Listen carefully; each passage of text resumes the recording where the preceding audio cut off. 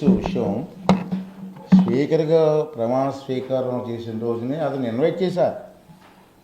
ఒకసారి కాదు 2-3 సార్లు కూడా మీరు రావాలి, మీరు ఎమ్మెల్యే, ప్రజలు ఎన్నుకున్నటువంటి ఎమ్మెల్యే, మీరు సమస్యల మీద మాట్లాడాలి, ప్రభుత్వం చేస్తున్న కార్యక్రమాల గురించి మాట్లాడాలి, కొన్ని డైరెక్షన్లు ఇవ్వాలి, అంచేత మీరు రావాలి నేను కోరడం జరిగింది. ఆల్రెడీ మీరు రికార్డెడ్గా మీ దగ్గర కూడా ఉంటుంది, చూడండి ఒకసారి. 3 టైమ్స్ మాట్లాడా, రావట్లేదు అతను. పైగా ఏంటంటే అవగాహన ఉండి మాట్లాడుతున్నారో లేదో నాకు తెలియదు, కానీ నిన్న 3 డేస్ ముందు ప్రెస్లో చూసా. ఏం మాట్లాడతారండి, నేను శాసనసభకు రాను, మా ప్యాలెస్లో కూర్చొని మాట్లాడతాను, దానికి ప్రభుత్వం అసెంబ్లీ సమానం చెప్పమంటారు. ఇది ఎక్కడన్నా భారతదేశంలో ఎక్కడన్నా ఉంది? ఎక్కడన్నా అతను ప్యాలెస్ నుంచి మాట్లాడతారట, మంత్రులందరూ కలిసి అసెంబ్లీ నుంచి సమానం చెప్పాలట. ఎట్లా ఇది అంటే అవగాహన ముందు మాట్లాడుతున్న వాళ్ళు నాకు అర్థం కావట్లే. మళ్ళీ ఏమంటారు, మొన్న 2 రోజుల క్రితం ప్రెస్లో వచ్చింది, చంద్రబాబు నాయుడు గారికి ఎంత టైం ఇస్తారో అసెంబ్లీలో నాకు కూడా అంతే టైం ఇవ్వాలంటాడు. ఏ రూల్ ప్రకారంగా ఇవ్వాలి నేను? ఎక్కడ ఎందుకు ఇవ్వాలి?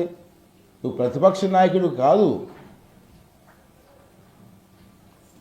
నీకు రావాల్సిన ప్రతిపక్ష నాయకుడికి రావాల్సినటువంటి నెంబరింగ్ నీ దగ్గర లేదు.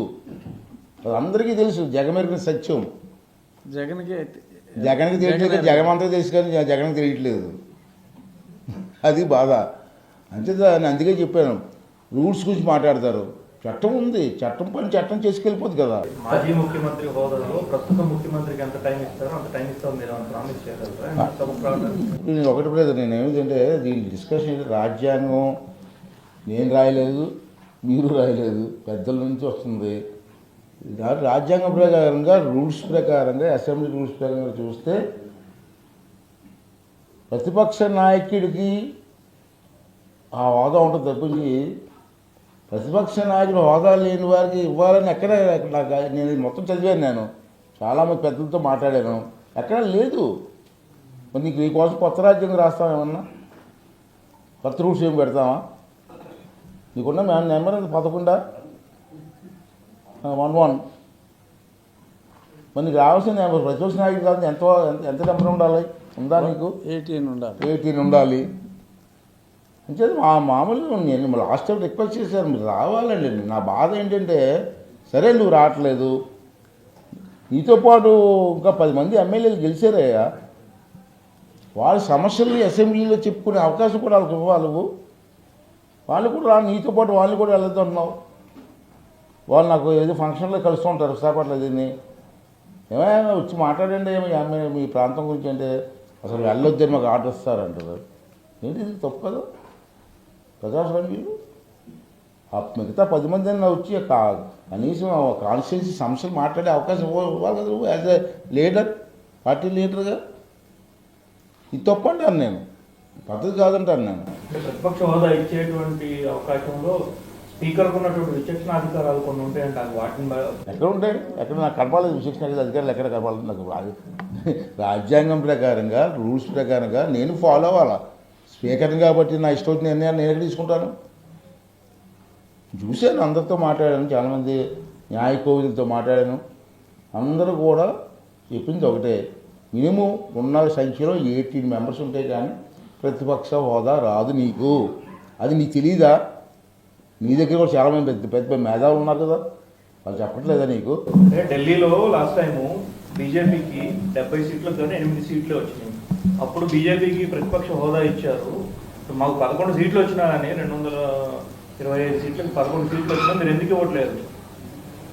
అక్కడ బీజేపీకి ఇస్తారు, మిగతా రాష్ట్రాలు అందరికి ఇస్తారు, కానీ మీ ఆంధ్రప్రదేశ్కి వచ్చేసరికి ఎందుకు జరగట్లేదు? ఇక్కడ బీజేపీకి ఇచ్చారో లేదు నాకు తెలియదమ్మా. నేను మొత్తం స్టడీ చేశాను, దీని మీద అవగాహన వ్యక్తులందరితో మాట్లాడాను. అందరూ కూడా ఎక్కడ కూడా ఏ రూల్ కూడా ఎలాగ ఒప్పుకుంటుందని చెప్పి వాళ్ళు చెప్తున్నారు. లేని రూల్ ప్రకారం నేను అలిగిస్తాను నీకు అవకాశం? స్పీకర్గా నా ఇష్టం ఉంటుందా? నాకు కూడా నిబంధనలు ఉంటాయి కదా, కొన్ని కట్టుబాట్లు ఉంటాయి కదా.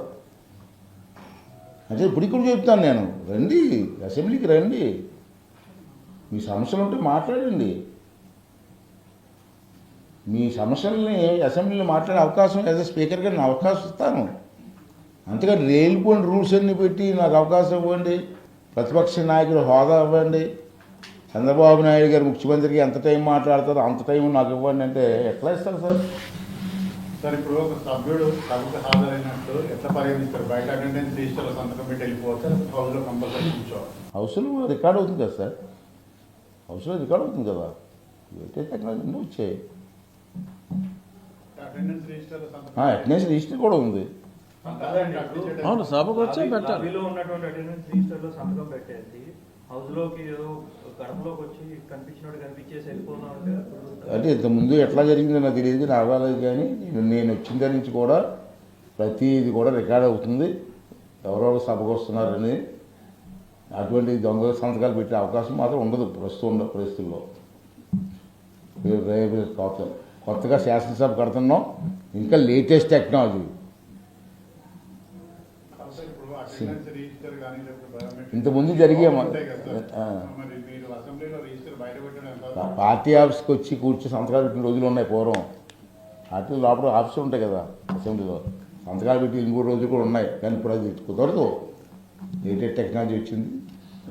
అంటే వీళ్ళు అనేది అదే అన్నారు. వచ్చి నిజంగానే సంతకం పెట్టి వెళ్ళిపోతే అటెండెన్స్ ఉన్నట్టే కదా అని అంటున్నారు. నిజంగా అంటే హౌస్లోకి రావట్లేదు, రాకుండా వెళ్ళిపోతున్నారండి. చాలా జరిగాయి. ఆఫీస్కి రావడం, సంతకం పెట్టడం, వెళ్ళిపోవడం. వాళ్ళ ఆఫీస్, పార్టీ ఆఫీస్ ఉంటుంది కదా లోపల. అది కాదు నేను ఏంటంటే నువ్వు వచ్చినప్పుడు సంతకం పెట్టి అసెంబ్లీలో రా.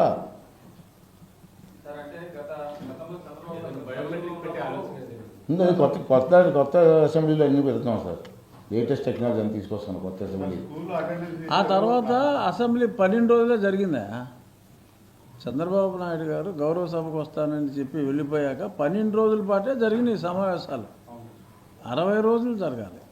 60 రోజులు రాకుండా ఉంటే అంటే ఇక్కడ క్లారిటీ ఇవ్వాలి మీకు. అంటే మీకు తెలియదు కాదు, మీ అందరికీ అనుభవం ఉన్న వ్యక్తులు ఉన్నారు ఇక్కడ అందరూ కూడా. అసెంబ్లీ రన్ అయిన రోజులు రావాలండి, 60 రోజులు. మధ్యలో 11 రోజులు జరగవచ్చు, 15 రోజులు జరగవచ్చు, ఎమర్జెన్సీ జరగవచ్చు. అన్నీ కౌంట్ చేస్తే 60 days running time. Assembly running days. Session ఆన్లో ఉన్నప్పుడు Saturday Sundays also will be counted. Continuous session ఉన్నప్పుడు. అంటే గతంలో చంద్రబాబు ప్రతిపక్షంగా ఉన్నప్పుడు ఆయన అగౌరవం వచ్చారు అదే సభలో. ఇప్పుడు ఈయన సభకు వస్తే కూడా టీడీపీ నేతలు ప్రభుత్వంలో ఉన్న వాళ్ళు అగౌరవం. ఇది గౌరవ సభ అని చెప్పి స్పష్టంగా చెప్తున్నామమ్మా. అటువంటి జరగదు. ఇది సంస్కారవంతులు సంస్కారం ఉన్న వాళ్ళు ఎవరు అలా చేయరు కదా. ఎందుకు ఊహించుకుంటున్నావు? నువ్వు చేసే కాబట్టి ఆడు చేస్తాను ఊహించుకున్నావా? సమయం ఇస్తామని జగన్ చెప్పొచ్చేస్తాను. సమయం ఎలా ఇస్తావండి? ఒక ఎమ్మెల్యేకి ఇచ్చిన సమయం నీకు వస్తుంది. పార్టీ లీడర్ అంటే ఒప్పుకుంటాం, ప్రతిపక్ష నాయకుడు ఎలాగ ఒప్పుకుంటామండి? కట్ట ఒప్పుదు కదా. అంటే మీరు ఇప్పుడు 75 రోజులు చెప్తా ఉంటారు కదా, మరి ఏడాది లోపు ఆయన అన్నం శుభ్రవుతారు రాకపోతే మనం చేస్తాం. నేను చట్టం మార్చలేను కదా, రూల్స్ మార్చలేను కదా. నేను ఏ చట్టం ఉందో ఆ చట్ట ప్రకారంగా నేను ఆడాలంతే. అదైతే రాజ్యాంగంలో బడ్జెట్ సమావేశాలు ఎన్ని రోజులు జరుపుతున్నారు సార్?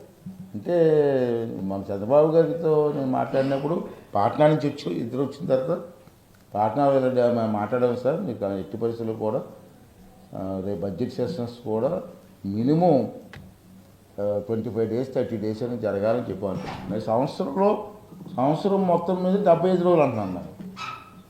బడ్జెట్ సమావేశాలు మినిమం 25 డేస్ 30 డేస్.